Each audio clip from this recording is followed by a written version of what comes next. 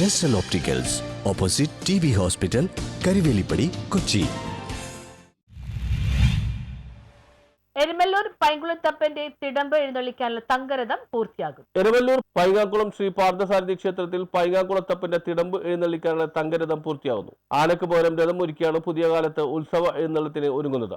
അടുത്ത കാലത്തായി ഉത്സവപ്പറമ്പുകൾ ആനയുടെ കൊലക്കളമാവുന്നത് ഒഴിവാക്കാനുള്ള ശ്രമങ്ങളാണ് ഇവർ നടത്തുന്നത്. അരൂർ സ്വദേശി മഹേശൻ ആചാര്യയുടെ നേതൃത്വത്തിലാണ് തങ്കരഥ നിർമ്മാണം നടക്കുന്നത്. ദ്വാപരായുഗത്തിലെ തങ്കത്തേരിന്റെ മാതൃകയിലാണ് നിർമ്മിക്കുന്നത്. ചിത്രപ്പണികളും കൊത്തുപണികളും നിറഞ്ഞ ചക്രങ്ങളും ഭഗവാന്റെ ഇഷ്ടത്തോയനായ ഗരുഡ വിഗ്രഹവും ധ്വജവുമൊക്കെ ഈ രഥത്തിന്റെ പ്രത്യേകതയാണ്. മോട്ടോർ ഘടിപ്പിച്ച് ചലിക്കുന്ന വിധത്തിലാണ് സംവിധാനമെങ്കിലും രഥം വലിച്ചു കൊണ്ടുപോകുന്നതിനുള്ള സൗകര്യമുണ്ട്. പിത്തള പൊതിഞ്ഞ സ്വർണ്ണവർണ്ണമാർന്ന രഥമാണിത്.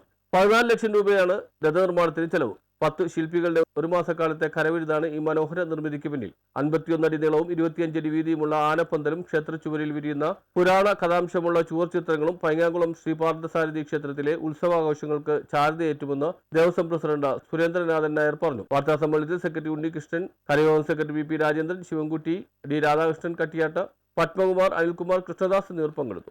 ഞങ്ങൾ കമ്മിറ്റി തീരുമാനിക്കുകയായിരുന്നു, ആന എഴുന്നള്ളത്ത് ഒഴിവാക്കിക്കൊണ്ട് പകരം രഥം ഉണ്ടാക്കി രഥത്തിൽ ഭഗവാനെ എഴുന്നള്ളിക്കാൻ തീരുമാനിക്കുകയായിരുന്നു.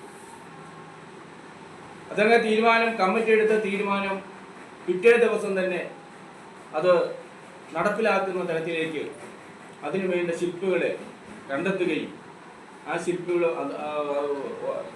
3 ദിവസത്തിന് ശേഷം അതിൻ്റെ മരം മുറിക്കുകയും അതിൻ്റെ പരിപാടികൾ തുടങ്ങുമ്പോൾ ഏതാണ്ട് 1 മാസത്തോളം സമയം എടുത്തുകൊണ്ട് തന്നെയാണ് ഇന്നിപ്പോൾ അവിടെ നിങ്ങൾക്ക് കാണാൻ സാധിക്കുന്ന ആ രഥത്തിൻ്റെ മരത്തിൻ്റെ പണികളെല്ലാം പൂർത്തീകരിച്ച് ഇപ്പോൾ അതിനകത്ത്